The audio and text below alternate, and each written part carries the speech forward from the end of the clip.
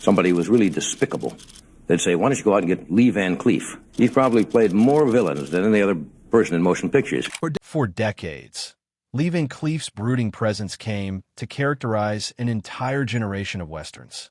But 35 years since he died, a stunning disclosure from his own son verifies what the fans had long suspected. Was it the image that shattered him, or something more profound? Why concealed he it? How did it impact his life and death? Prepare to have the secret pages of Van Cleef's life, his turmoils and hiding, and the facts that might redefine his legend for good.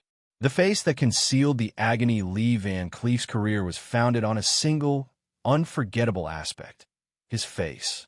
Hard, austere, and irrepressibly menacing, his sharp cheekbones and cold gaze were Hollywood code for danger.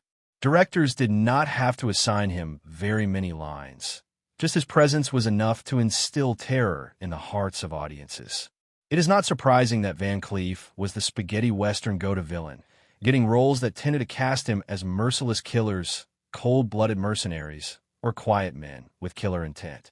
But what audiences never realized was that the man behind those icy eyes had already fought a very different sort of war, one that had left her with lasting marks both visible and invisible. Born in Somerville, New Jersey, in 1925, Van Cleef was raised in a humble home. His father was a pharmacist and his mother a concert pianist. Far from the dusty frontier towns of the films, his formative years were spent in discipline and toil.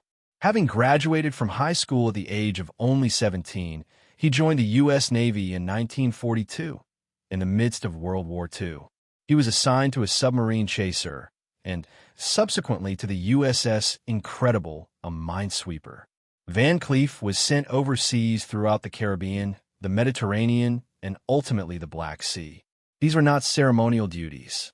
He experienced combat, hazardous missions, and saw the harsh realities of war. He served with honor, being awarded the Bronze Star and a series of campaign medals. By the time he came home in 1946, he was a decorated veteran. Not all wounds, however, are apparent. The Navy provided him with a uniform, a cause, and a patch that symbolized his service. But what it also left behind was something that no medal could repair. Like many of his generation's soldiers, Van Cleef came back from the war with unseen wounds, what today we would know as symptoms of PTSD. He didn't talk about the emotional toll of what he'd witnessed in the war, but those around him saw a certain reserve. His intensity wasn't on the screen alone. It was a part of him.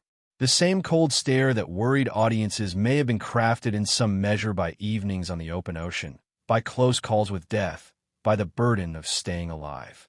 Nevertheless, Van Cleef did not brood. He attempted to acclimate to civilian life.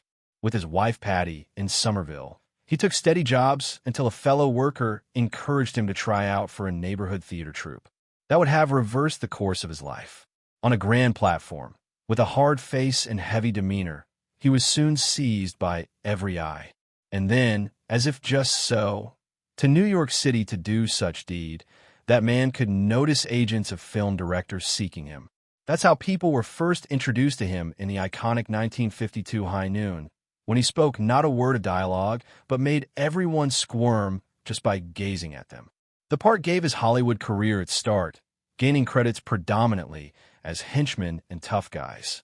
But, as with any jarring shift, from sailor to actor was not so simple for Van Cleef. The man had been quite hurt serving in the Army, and the physical torments needed to perform, particularly in action-packed westerns, did their work on him.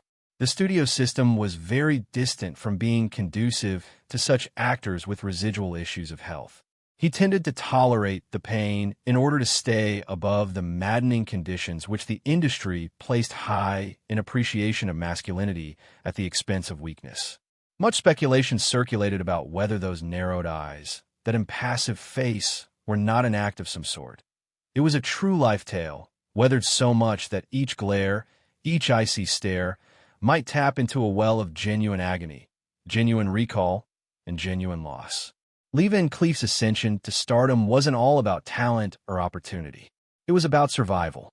Survival in war, survival in battles with himself, and survival in a system that asked for more than most were capable of providing. His journey didn't start in Hollywood. It started in the steel nerves of a young Navy enlisted sailor who was put in harm's way and returned hardened.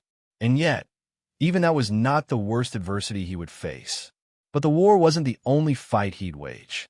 A near-fatal accident on a deserted California highway would nearly put an end to both his career and his walking. A crash that changed everything by the late 1950s. Lee Van Cleef was starting to find his niche in Hollywood. Although he was not yet a household name, he was recognizable. He had already appeared in dozens of pictures and TV shows, with the kind of parts that didn't require introductions, volatile, unpredictable men who lived menace in their silence. He was gaining traction, steadily moving toward the stardom that would eventually be his. But in 1958, all this changed overnight. In driving home from a shoot in Lone Pine, California, Van Cleef was involved in a car accident that would almost ruin everything he had worked so desperately to create. The wreck was savage. There are few details of the accident, but the result was certain. Van Cleef had 2 breaks in his left arm and a broken kneecap. These were not injuries one could recover from. Not for an actor who played his parts on the basis of physicality, horse riding, and stunts. Surgeons were not sure if he'd ever walk properly again. Bad enough, there were genuine concerns he'd never ride a horse, a basic skill for any actor in the Western genre. The accident was not only physically crippling, but it threatened his career directly. One day he was climbing the ladder, and the next he was in a hospital bed, gazing into a future without the labor that had defined him. The road to recovery was agony. Van Cleef was hospitalized for more than a month, with a prolonged regime of grueling physical therapy thereafter. Each step forward was painful, but accompanying that triumph was a quieter, more intimate battle. The physical suffering did not end after his recuperation. His knee continued to plague him until the end of his days, and most of his subsequent roles meant he had to cover up his limitations.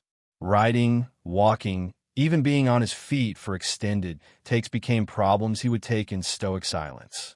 And to mask that pain, physical and emotional, he used alcohol. It began as an emotional coping mechanism, an occasional drink or two to ease the tension, to soothe the nerves after a long day of shooting. But it soon escalated into a crutch. Van Cleef seldom spoke of his addiction publicly, but those around him could see it happening. The razor-sharp concentration that was his trademark started to fade. Some directors learned to work around his days off, and others discreetly took him out of consideration for casting entirely. With every movie crew, booze kept pace with him, never far behind, and though it never appeared so lurid as to put him in the tabloids, it was ever present. Van Cleef couldn't help but consider something that every actor fears. Have I already reached my peak? To recover from his injuries was one great battle. The other was the bill he was being presented with. Off-screen, by cameras, he smiled and acted out as before with the same fervor he had displayed on camera. While off-camera, he was bearing the heavier burden, the pain, the fear of disappearing into utter insignificance, and the grim awareness that he might never be able to overcome it. But this was a man who, during World War II, had defied death and won, and no way was he going to stop now. So Van Cleef began making small roles, occasionally uncredited, to creep back into the business. And every time he materialized in the frame, he was reminding folks, and perhaps himself, that he was far from over yet. But something was taking hold other than interest in fanatically chasing the light. A second addiction, one that appeared innocent on the surface, but would turn out to be even more devastating than the bottle. As his body recovered, Van Cleef came back hard, but the man who returned to the screen wasn't the same. A new addiction was building, and it would accompany him to every movie set. Cigars, smoke, and silent suffering. To audiences observing Lee Van Cleef on the big screen, the omnipresent cigar pressed between his teeth was another aspect of his menacing character. It was filmic, raw, rugged, and irresistibly cool, in whatever role he was playing. Whether glaring down an opponent in a dusty Mexican standoff or speaking lines with gravelly equanimity, that cigar was as much a part of his persona as cowboy hat or holstered gun. But what audiences didn't know, and what even many colleagues failed to grasp, was that the cigar wasn't merely a prop. It was a dependency, a ritual, a chain that followed him well beyond the screen. His son would later confirm what many had only guessed. Van Cleef smoked constantly between takes, before bed, during interviews, and in the solitude of his trailer. It wasn't performative, it was personal. The cigarettes were his silent friend, a nervous calmer, a substitute for all the things he never expressed. And in time, the habit had become part of himself. On screen, it added to his air of menace. Off screen, it covered up deeper weaknesses.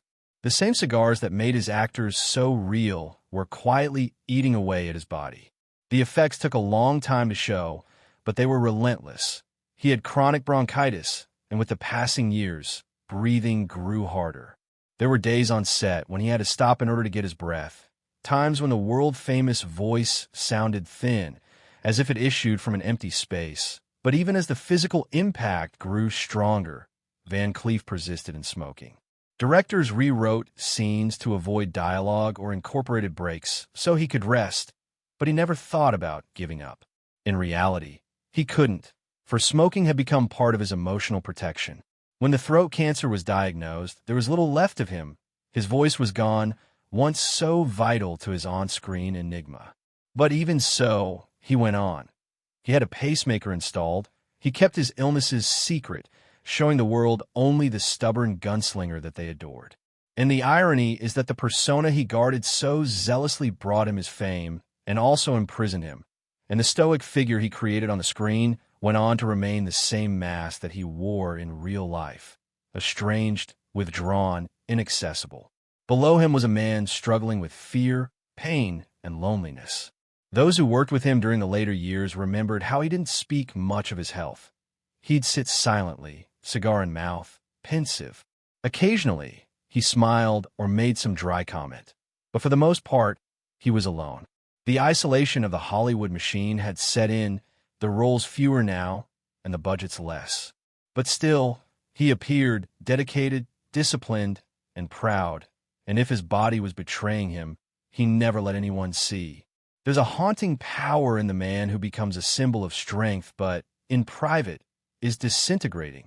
And Van Cleef had perfected that paradox. The showdowns, the icy glances, the smoke wisping from his lips, each helped build a legend that fans revered. But the man behind the legend was fading away. And in the still hours, far from the lenses, it was apparent that what he actually yearned for wasn't a new role, but for connection, true love, a place to be witnessed not as an actor, but as a human being. But under the cigar smoke and gun rigs, something else was awakened in Van Cleef. A desire for connection, for love, and for life off the screen. Love, loss, and lonely roads, for all his hard-boiled roles and ominous screen presence. Lee Van Cleef was not the loner he so often played. Off-screen, he yearned for connection, romantic, familial, emotional. But like so many stars caught in the brutal cyclone of Hollywood,